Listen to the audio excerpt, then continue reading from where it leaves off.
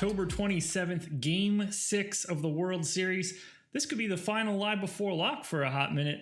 I am Josh Engleman. I am joined by Adam Scherer. We are going to break this bad boy down all the way up to lock, or at least pretty close to it, because if we run out of stuff to do at 8 p.m., might just get out of here.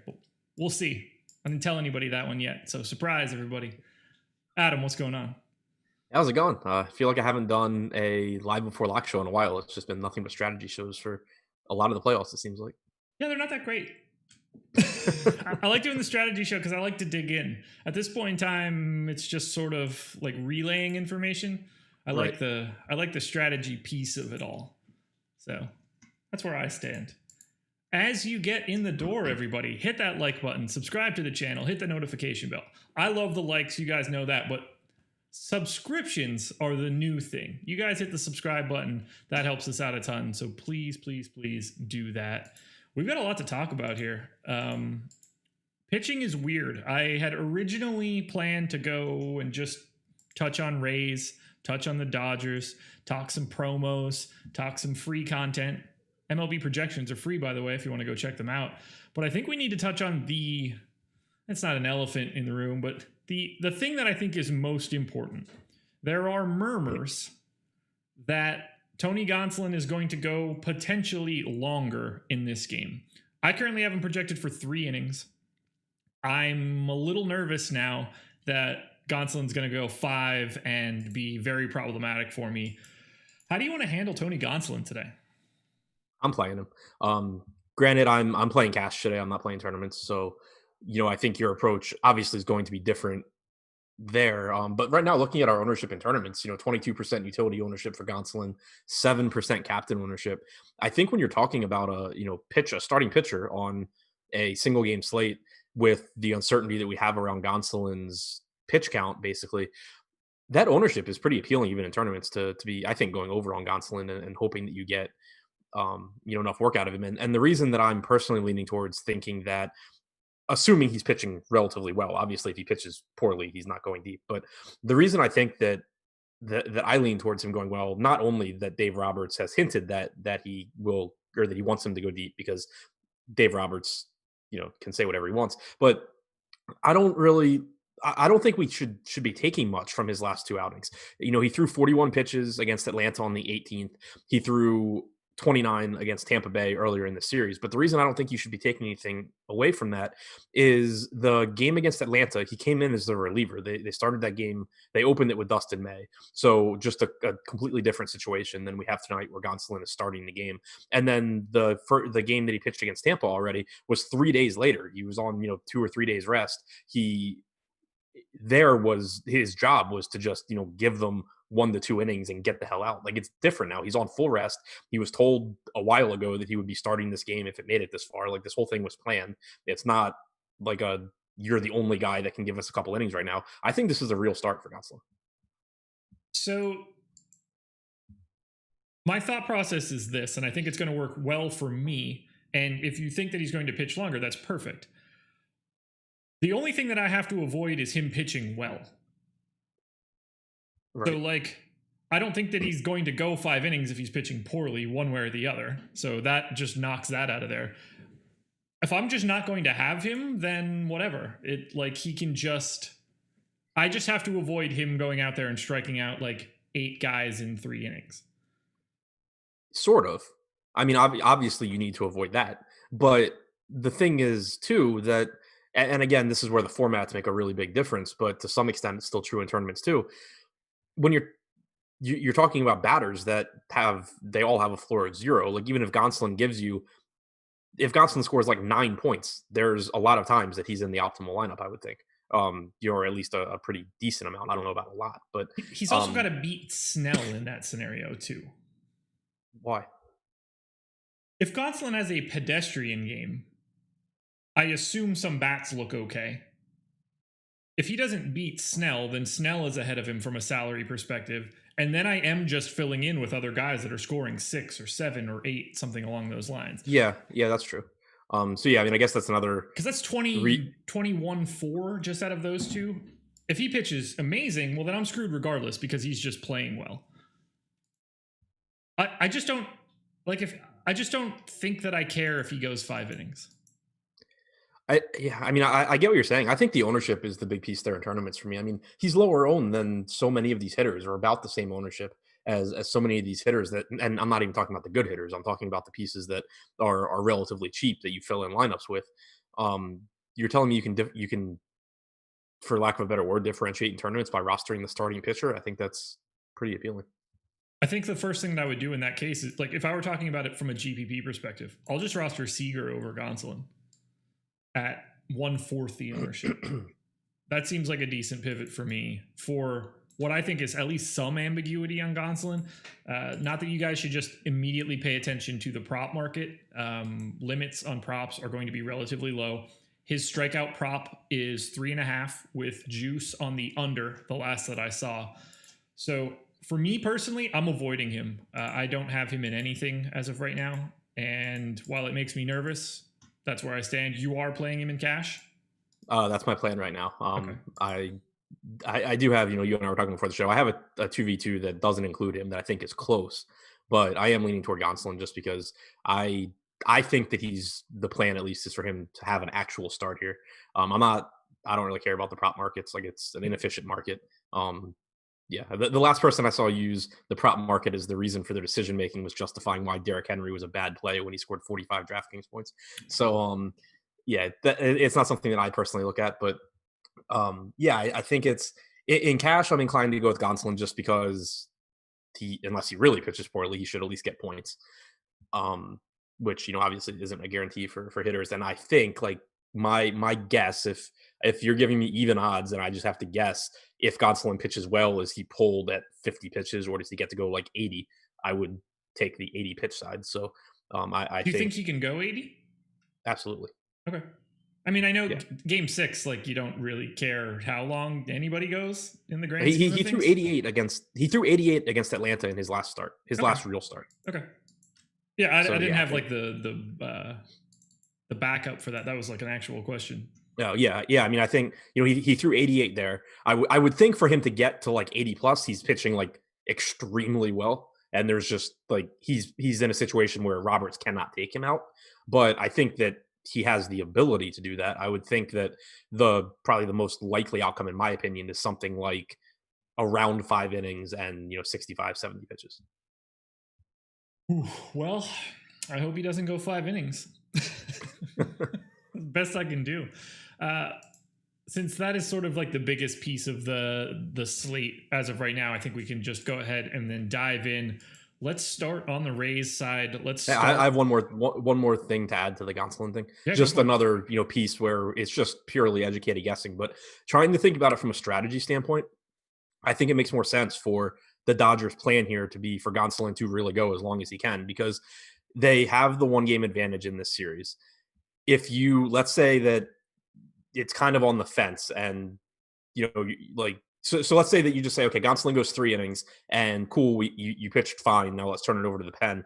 Now you're running into maybe you're using Urias, maybe you're using whoever, but you're using more arms that way and potentially setting yourself up to go into game 7 relatively shorthanded. Whereas if you take the approach where if it's kind of on the fence, you just stick with Gonsolin, I think there's kind of like more upside for the Dodgers in saying, okay, Gonsolin could still just win this game for us. And worst case is we go into game 7 with a fresh bullpen. It would have been a lot cooler if you were on my side here, because then I wouldn't have to worry about this for the final 38 minutes before lock. So, thanks, man. Really, really helpful. Feel like I need to give him like 2/3 of an inning, and then I have to redo all sorts of extra stuff. So I'd rather just die on the vine with very little Gonsolin. When he comes out after the 3rd, I'll take a victory lap on Twitter. That'll be fun. Let's talk a little bit of Rays, and in particular, let's talk a little bit about Snell. Blake Snell is the most owned captain as of right now. 17.4% is what we have him at. He's also very heavily owned in the utility spot, under-owned, in my opinion, but owned nonetheless. How do you treat Snell today, other than, I assume, thinking he's the best play on the slate? Yeah, and I think we got that ownership update since the last time you looked. Oh, nice. 36.9% utility, 18.6 captain. I don't. Got it. Yeah, like 13 minutes ago. I didn't have the So, new one. yeah. So I mean, I still think that the ownership there is reasonable. Um, In tournaments, though, I don't think you like have to play Snell either. I mean, this is still a brutal matchup for him. This is still a pitcher that has very legitimate efficiency concerns. That's facing a lineup that can really take advantage of that. He obviously was very, very good last time out. Struck out 9 guys in 4 2/3. Still walked 4, and his thing basically all season long and almost all career long has been walk issues. So you're still talking about a team that can really drive up that pitch count. And if he is pitching relatively poorly, going back to the point you were making about Gonsolin, naturally hitters are getting points. So in tournaments, I don't really have a problem with going, one pitcher or even 0 pitchers on this particular slate. Whereas there have certainly been other ones where I thought that was a huge mistake. So I do still think Snell's a good play. I wouldn't say that his ownership is too high, but I think the range of outcomes is pretty wide for him. So it lets you build kind of a broader array of lineups, I think, than we've gotten in some other games. He's in everything when I start sorting. It's so crazy. And I'm not totally surprised by that, but he's not an overwhelmingly popular captain for me today. And that's a big difference from what we've seen earlier in this series and late in the previous series. I'm getting a lot more hitters in the captain spot than I was, call it a week ago. A week ago, I mean, it was just a solid run of Blake Snell in the captain section of my sheet, and now he is very much just entrenched in the utility spot. So, I think. Go ahead. No, so going from memory, I think I was playing him at utility in tournaments as it was. I'm trying to run some version of a tournament crunch now, just to see how he's coming in for me. I don't have much else to add for Snell. Like, to me, I have him. I have a lot of him. He showed up like half as much in the captain spot when I ran my sims. He showed up significantly more in the utility spot than in the public spot, or than in the captain spot for me. So I have a lot of Snell in utility. I have very, very little in the captain spot. Yeah, I think that makes sense. And again, it's playing a lot of lineups. There's probably going to be a guy or two that homer tonight, and so like it goes back to what we've talked about before, where baseball is just so weird for showdown because it's like just 2 separate scoring systems depending on what position you are. So even though hitters are going to project much lower than Snell, they still give you just as high a ceiling if you just happen to be on one that homers and doubles or something. Super chat coming in from Downs89. Said chopped 80th last night for 6 times my buy-in with Rams D at captain. Awesome. Dodgers onslaughts for the win. No pitchers at I guess that's probably utility. No pitchers at utility too risky. To me, yes. To Adam, yes, or to Adam, no. It's not. I don't love it. Like, it's really obvious to see how that goes poorly. But I think that like there have been some slates in this series, like when Kershaw pitches, where I thought it would just be flat out stupid to do that. Yeah. Now I don't, because you have, even though I personally think Gonsolin isn't on a short leash, maybe he is. I could very easily be wrong. And then you have Snell, who just could very easily score 7 points because he's facing the Dodgers and doesn't. You keep talking until I get new headphones. Okay. So the point being, like, the range of outcomes is pretty wide for these guys for a variety of reasons. So I really don't think that in tournaments it's crazy not to have either pitcher. Whereas there were some games in this series that I thought it would be pretty nuts. Like when you're talking about Kershaw and Morton facing each other or whatever that matchup was. Like one of those guys is going to have a big game. I'm not as confident in the 2 pitchers here. So again, it's not going to be a strategy that projects quite as well, but I do think that there's a better chance of it working out on this particular slate than on some of the other ones that we've had. Are you back? No. Yeah, it's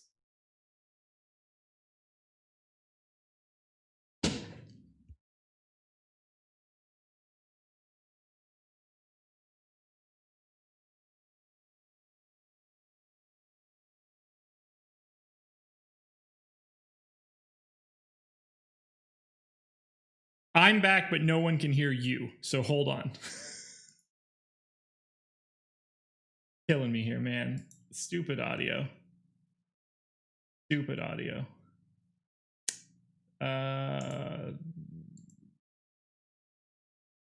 Wave. Headphones? All right, say something. So I just finished up my tournament crunch, so your audio issues weren't the worst thing in the world. Perfect. Then we're good to go. We should be good to go. Audio's bouncing on my end when I talk. Audio's bouncing on your end when you talk. So we nailed it. Something's going on with my AirPods, and my right one dies before my left one does, and it's really just not awesome. So let's talk a little bit about some of the hitting. I can talk about the guys that are grading out best for me right now. Austin Meadows, he is the chalk hitter, at least as of right now. I agree with it, so I don't have anything to add there.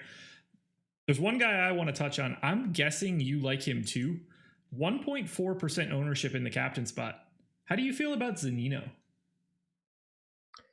I got basically none. Okay.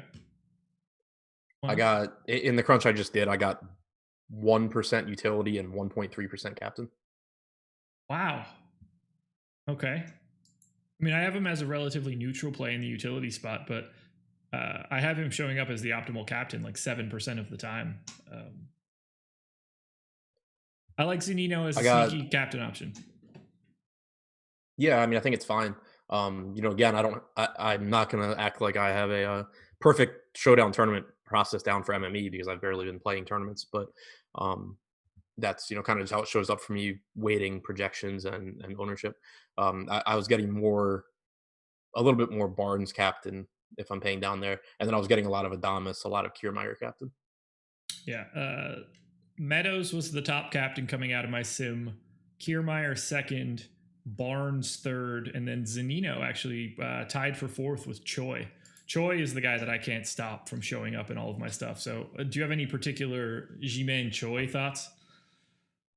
I think he's a good value in that he's leading off. He's a good hitter. I think there's obviously tons of pinch hit risk, but basically, so I kind of was thinking about it. And again, you can't really do too much with it because of it being a 1-game slate and not having many options.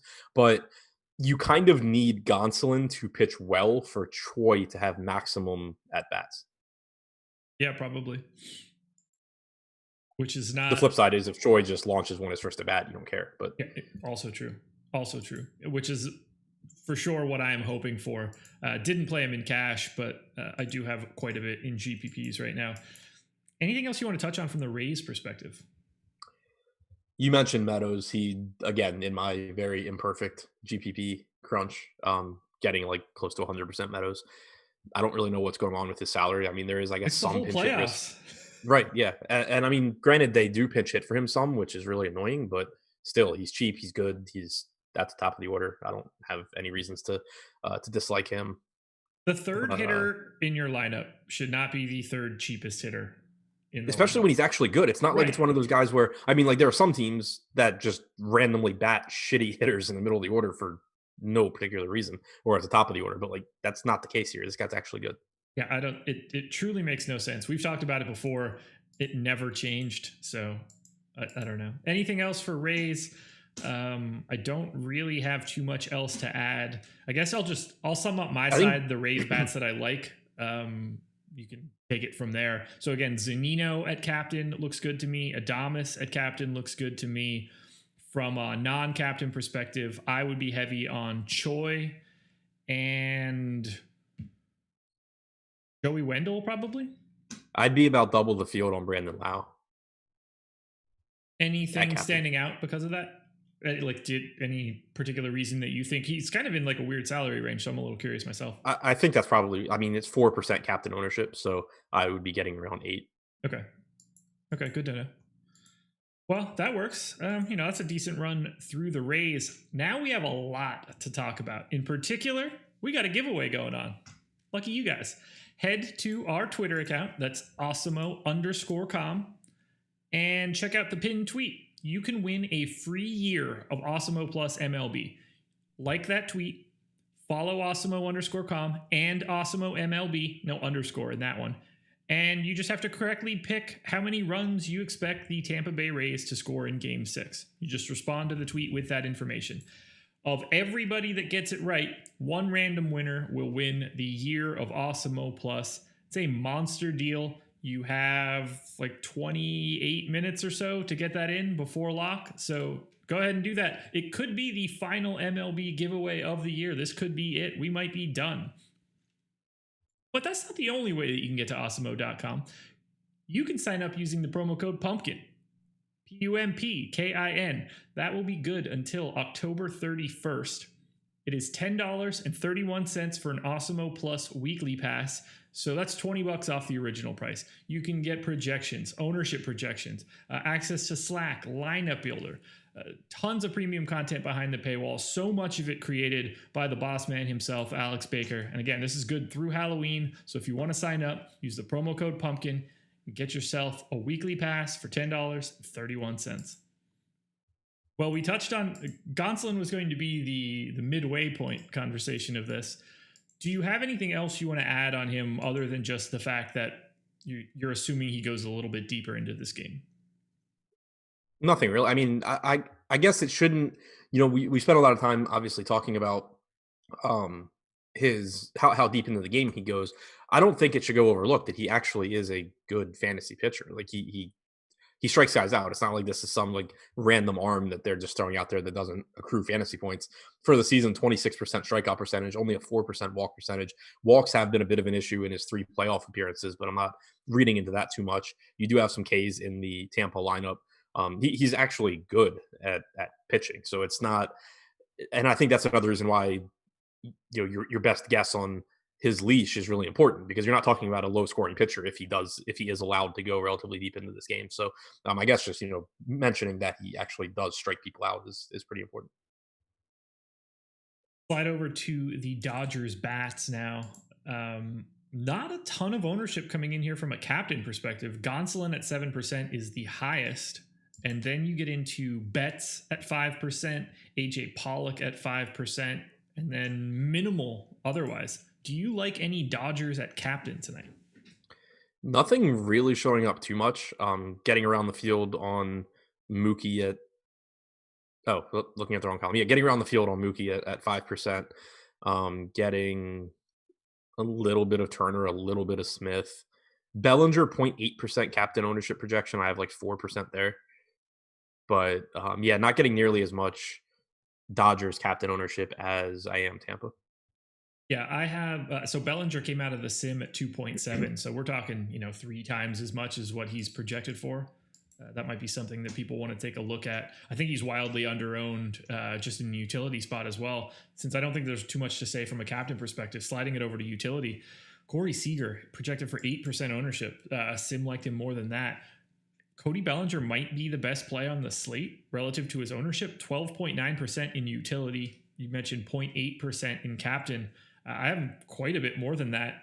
Is there any reason you shouldn't have a lot of Cody Bellinger matchup? Not really. Snell? I mean, he's expensive, but not even that like expensive. For me, that's what's crazy. There's 3 hitters just from the Dodgers more expensive. Yeah, that's true. In the crunch I just did, I'd be right around the field at utility. I'd be overweight at captain on Bellinger. I'd be getting to a lot of Will Smith at utility, like double the field. He's projected for 16%. I have like 30. Yeah, he showed up in the sim at 19.5, so he would be another guy that I would be quite a bit over on. Then we've got Austin Barnes, who is the chalk play from the Dodgers side, 45% ownership. How do you feel about Barnes with that much ownership, or is it just sort of the perils of playing this slate? I'm playing him in cash. I think it would be a mistake not to at that salary. Yeah. But in in tournaments, it looks like he'd be a big one of the guys that I'm most underweight on. We have him at 45% utility ownership. I'd have about 9. We have him at 3.8% captain. I'd have about 6. So it's a spot where I go a little bit overweight at captain because I can still be contrarian while getting a cheap captain that makes the rest of my lineup better. And then, just outside of that, if half the field's going to play, clearly or at least pretty clearly the worst or one of the worst hitters, just because he's cheap, you can find ways around that in tournaments and just hope that he gets to 0. Yeah, I have a very minimal amount of him in tournaments, but as you mentioned, playing him in cash, and it would be kind of crazy to not get to him in cash. 7:45. So we've got like 18 minutes or so until lock. 770 people in here, though, which is kind of nice. 128 likes. Not as nice. Hit that thumbs up. It helps us out a ton. And you guys are just slacking right now. This could be the last MLB slate of the season. Help us out. Hit the thumbs up. But subscribe to the channel, too. You don't want to miss our content. What happens when baseball comes back? Let's say they come back in April. If you didn't subscribe, you might not know we're doing videos. But if you subscribe, they'll just pop up for you. You can't beat it. Subscribe to the channel, guys. Thanks for getting those likes up. I appreciate it. All right, let's talk holistically about this slate. Are there any pinch hitters you're looking for? Are there any specific hitters you're worried about from a pinch hit risk perspective? Either side of that coin. Everybody on the Rays. But, I mean, seriously, G-Man Choi, I think, is a pinch hit risk. Meadows, somewhat. Wendell, somewhat. That's probably it from the Tampa side. From the Dodger side, I think the biggest is probably AJ Pollock. Jock obviously not starting. You could see him come in later. I think Kike being on the bench also probably, or at least could increase the chances of Pollock being pinch hit for, because it gives you another defender that you can bring in. So again, I think that it's really tough. The thing.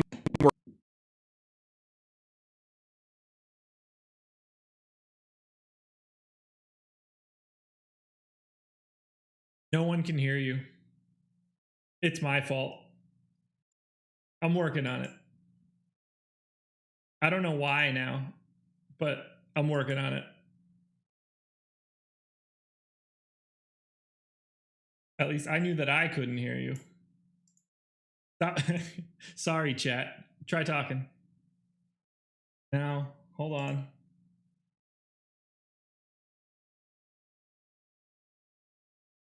Oh, my bad, guys. My bad. Tech is killing me right now. I got a new microphone and I don't know how to plug stuff into it quite yet, which is obviously my fault, but I don't know how to make you come out of this stupid thing now. Hold on. I'm going back to the AirPods. We got this, chat. We got this. At least you could hear me. I'm the piece of this you really need.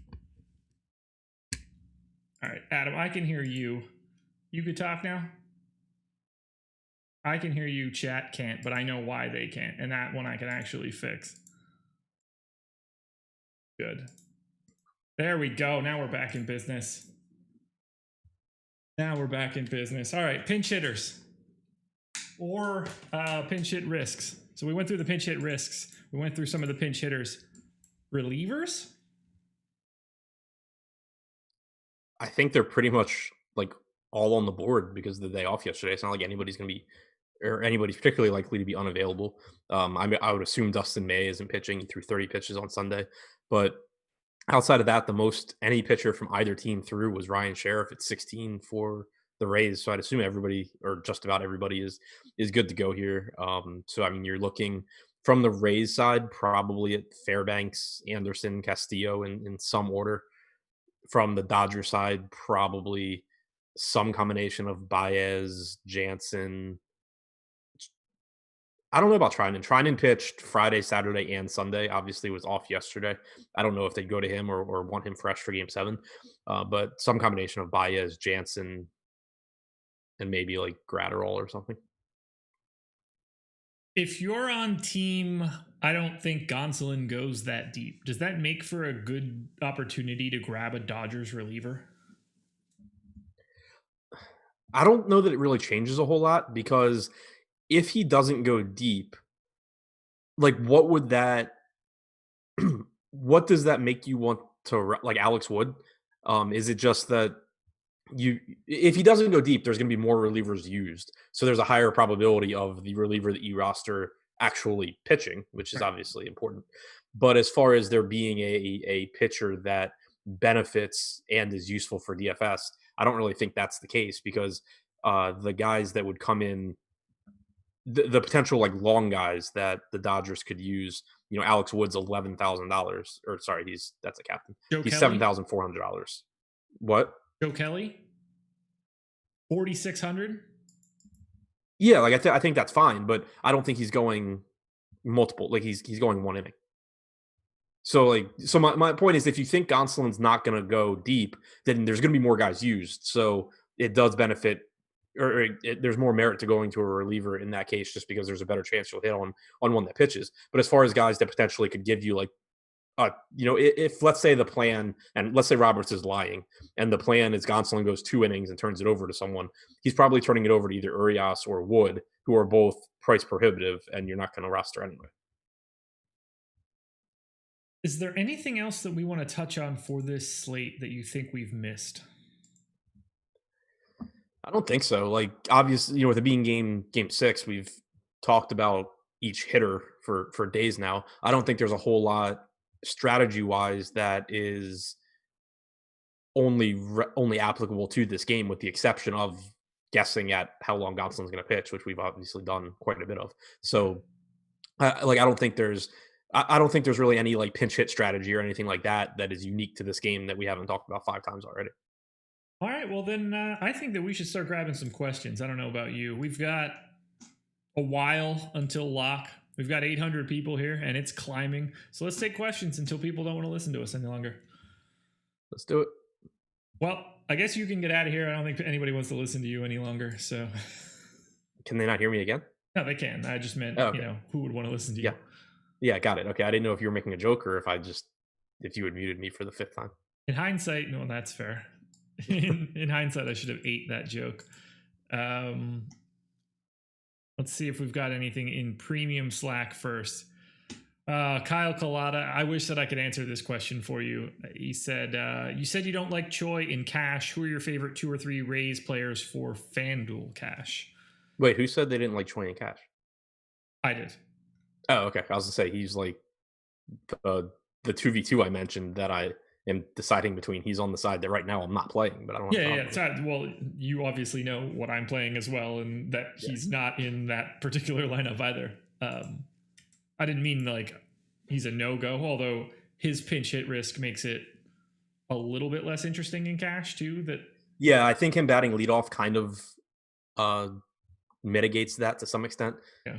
But yeah, that's the biggest concern with him, is that he's one of the most likely guys in this game to get pinch hit for. Yeah, I actually don't think it mitigates it. I think it makes it more likely that he gets pinch hit. It's just pretty obvious that he probably gets 2 at bats first. But right, yeah. Like, I don't think. I mean, there's some Gonsolin's ways gone by the time he bats the 3rd time. Most likely, yeah. There's some. Yeah, like that would probably even be like, if it's close and Choi's coming up for the 3rd time, that might be where they go to a lefty. Right. Because then they're about to get the heart of the order. Right. I'm going to take a look at our FanDuel ownership projections just to try to get an idea, but I haven't run anything for FanDuel today. Basically, I for want the them to 3rd pay at me bat out before next year's baseball season starts. The 3rd at bat for Choi, I think the only thing that could save him is if there's 2 outs, they probably bring in a lefty and just hope you get Choi out. But having a Rosarena behind him, there's at least some chance where they would decide to take the chances with Choi, have Gonsolin face a Rosarena, and then bring in a lefty for the Meadows, Lau, Margot, Wendell stretch. Anybody stand out to you at FanDuel? Have you looked? I have not. I'll pull it up now. Pull up Cruncher here and do a quick FanDuel crunch while I'm here. That way we can at least try to get an idea of some potential cash plays. Pulling up the Thursday football contest is not helpful. Yeah, I wouldn't go that direction. I don't think that's going to be super useful for you. No questions on that coming in? No, no one has asked a single question about Thursday night football here. All right, so the question was about G-Man Choi at 5K on FanDuel. Yeah, it's a really good seller. Well, the question was more, who are your favorite Rays for FanDuel cash? Of course, FanDuel makes it as difficult. Oh, there it is. I was like, I don't even know how to Choi, Meadows, Lau. Meadows is still too cheap. Choi. I mean, I think Wendell, 4,500.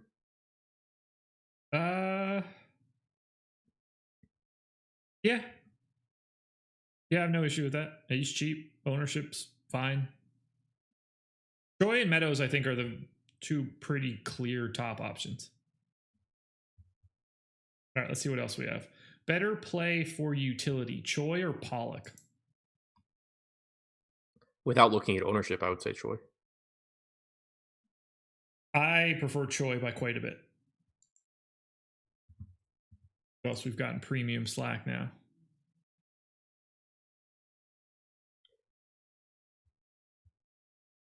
That's not going to happen.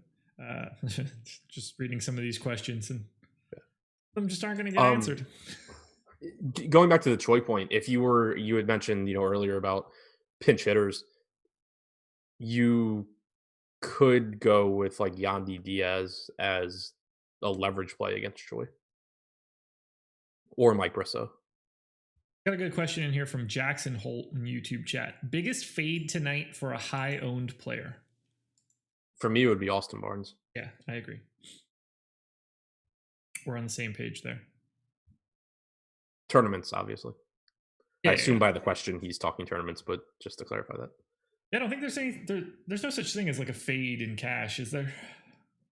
I mean, people make up all kinds of shit when they talk about stuff. That's true. But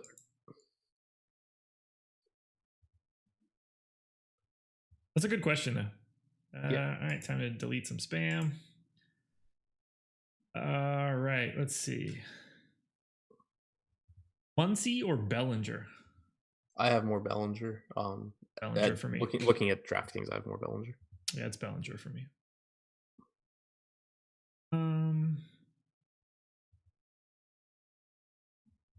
Taylor at captain.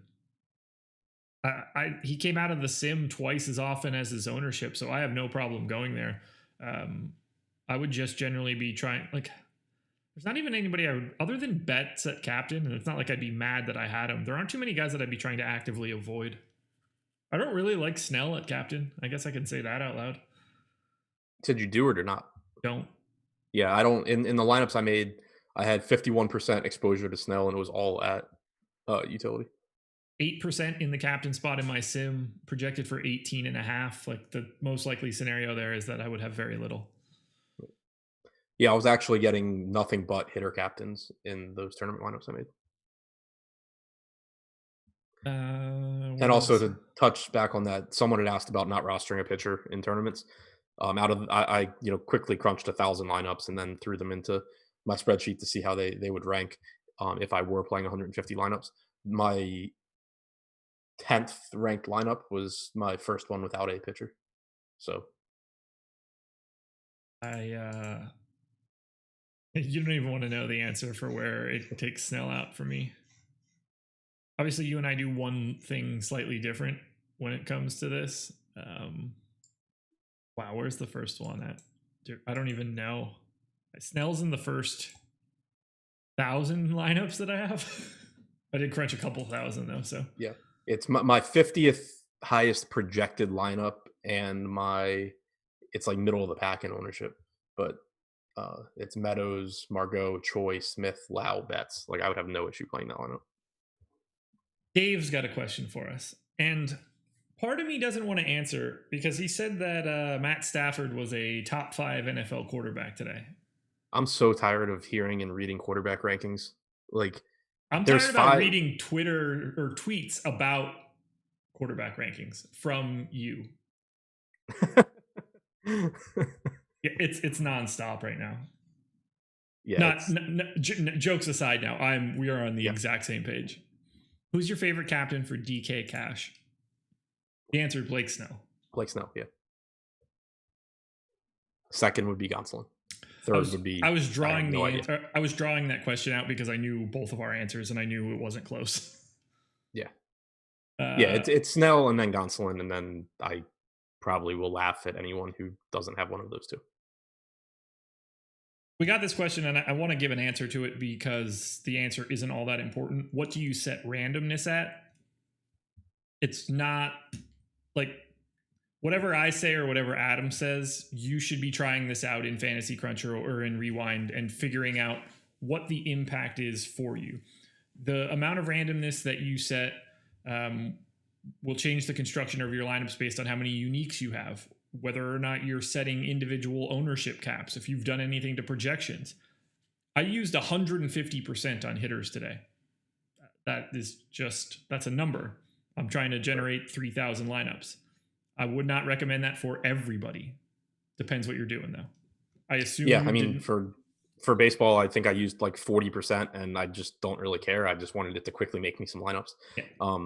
In other sports, I tailor it to each player individually based on either their position and or their personal like standard deviation. But yeah, it's like you said, it's something you should be figuring out on your own because and it's not like I don't want to tell you. It's like it's just a very small piece of a lot of other things that I do. And if you're doing things differently than me, which you probably are, it could change things for you.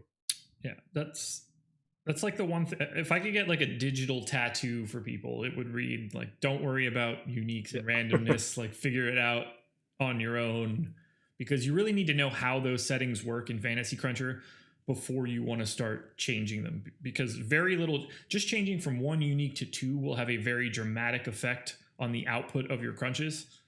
So understanding how that stuff works is really important. All righty, what else we got here?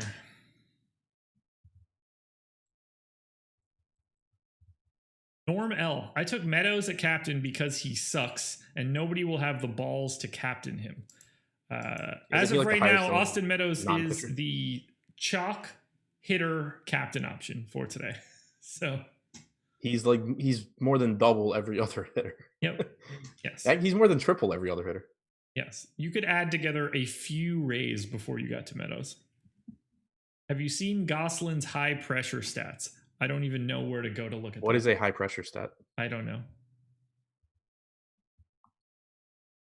Norm L. Are you serious, Josh? Yes, Norm L. I am not kidding at all. You are rostering Austin Meadows as the chalk hitting captain option. I think it's because we have like some different assumptions. Like projections from every single website treat Austin Meadows like he's a really good major league hitter because he is. And Norm L is assuming that he's not only one, really bad, but two, everyone else knows he's really bad. So yeah, the follow-up is, how are people captaining this guy? He is so awful. He's, what is he, the best or second? He's the top 3 hitter on Tampa. It depends how you feel about Arozarena and Lau. Yeah, I mean, to me, he's the top hitter, and it is not close. I didn't mean for the slate. I meant actual hitter. Yeah. Yeah, I don't think it's close.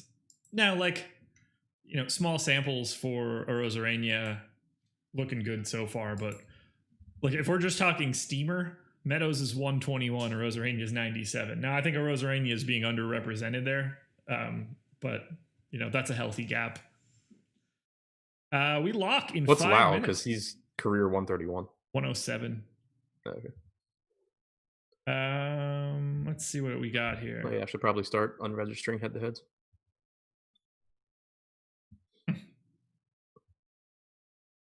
Josh is shitty looking Owen Wilson. Ship my money gets the ass in the game. I would love to be Owen Wilson. Can I be Owen Wilson from You, Me, and Dupree? Because that was like pretty peak for him. Shitty looking Owen Wilson's still much better than Lofty telling me I look like Dustin fucking May. That one was bad. Is shitty looking Owen Wilson just Luke Wilson? Luke Wilson's better looking than Owen Wilson. Think so? Yeah.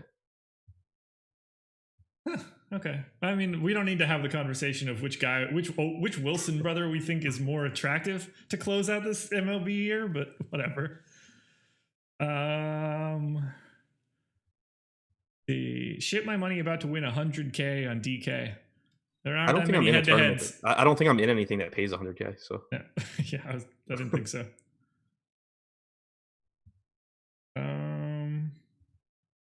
Smokey Bear is, well, laughing, I guess. Josh, where do you go to doggy daycare? It's a bizarre question. Do I know who you are? Otherwise, I don't want to tell strangers where I take my dog. Thoughts on Adames at captain or MVP spot? I was getting him as one of my higher owned captains in DraftKings tournaments. Came out in the captain spot in my sim 3 times as often as his ownership, so I like it. There are quite a few that came out significantly more. People aren't going to be able to use this, but Bellinger, Turner, Taylor, Barnes, Choi, Adames, Zanino, all guys that I would be very happy to have at the captain spot. When are Dodgers playing? 3 minutes. Where can I watch? Oh, these must be spam bots. I get it now. Oh man, they look like real people now. That's when it's getting tricky, man. This is Westworld. Where can I watch game? Adames captain ownership under 5%. Yes. I would happily have more, but it's projected for less. Oh wow, the spam bot answered me and said thank you. Maybe it's not a spam bot. Can they hear what I say and understand it? Because if that's true, that's terrifying. How do I know that any of these people are real? Oh man. I mean, the one that said something about me being good looking is obviously a real person. Meadows at captain. Yeah, that's fine. Yeah, something I don't think either one of us said, but I think you're on the same page as me. Meadows is projected to be the most owned captain at 16%. That's exactly where he came out of the sim for me. Like, I have no issue with his captain ownership with him being chalky. He'd be my highest owned captain. I felt like we didn't really address the fact that he was chalky and like we were. I think I said he'd be my highest owned, but I didn't like dive into it beyond that. Okay. I should go to Dogtopia if I don't already. I don't. And I appreciate the offer of that. 1 minute to go. Let's get this final question in. Thank you guys for joining us on what could be the final live before lock of the year. Adam and I were supposed to be on a strategy show together tomorrow. I am bailing on that show and switching to live before lock if it happens. So you'll get Jake and Adam in the morning if the Rays win. You'll get Terry and I tomorrow night for live before lock game 7 edition if the Rays pick up the W. Lock is 8:08, correct? Yeah, 20 seconds. It's counting down on my screen now. So we're just going to call it, guys. Get your lineups in if you haven't already, because you have 10 seconds to do so. Thank you for joining us. It's been a fun year. I'm cheering for the Dodgers at this point in time. I just want baseball to go its merry way so that I can work on basketball with some renewed vigor. But I would take one more day of baseball. It would be fun. Game 7s are fun. They are. And I guess I like both of these teams, so I'm cool with it. Who do you want to win? Dodgers. Okay. Any particular reason? No, I mean, I like them. I mean, I like Tampa too. It's a likable team. But yeah, I don't know. I just lean toward the Dodgers. Kind of got screwed by Houston, and I really like Bellinger. I like Jock. I like the team in general. Fair enough. Good luck, guys. I'll see you guys at the top of some sort of contest. You guys are all playing for second. I'm playing for first now. Best of luck. We're out of here. Go Dodgers.